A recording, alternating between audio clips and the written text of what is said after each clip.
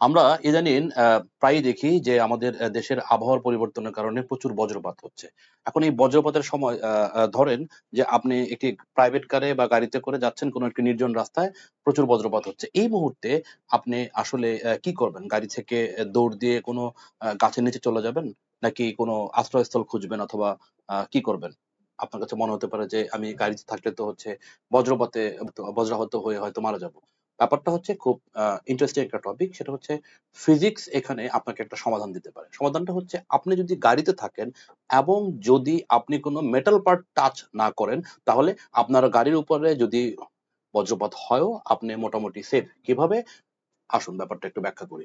আপনার গাড়ির উপরে যখন বজ্রপাত হবে তখন চার্জটি হচ্ছে গাড়ির মেটাল পার্ট দিয়ে টাচ করে চলে যাবে হচ্ছে গ্রাউন্ডে। অর্থাৎ আপনি একটি গাড়ির মধ্যে খাঁচার মতো অবস্থায় থাকবেন, যেখানে আপনাকে কোনো চার্জ স্পর্শ করতে পারবে না। বাট প্রচুর পরিমাণের বিদ্যুৎ, যেটা কয়েক লক্ষ ভোল্ট পর্যন্ত হতে পারে, সেই বিদ্যুৎ কিন্তু আপনার গাড়ির মেটাল পার্ট টাচ করে গ্রাউন্ডে অর্থাৎ মাটিতে চলে যাচ্ছে। এই সেটিংটিকে আমরা বলি হচ্ছে ফারাডের খাঁচা। অর্থাৎ আপনি ফারাডের খাঁচা নামে একটি কনসেপশনে আসেন যে খাঁচার ভিতরে আপনি নিরাপদ থাকবেন, বাট খাঁচাটি মেটাল হওয়ার কারণে চার্জ শুধুমাত্র বা বিদ্যুৎ শুধুমাত্র হচ্ছে খাঁচার যে টাচ করে চলে যাবে, আপনি সেফ থাকবেন। এই সুন্দর বিষয়টি আপনারা মনে রাখবেন। মনে রাখবেন ফিজিক্স হচ্ছে জীবনের জন্য।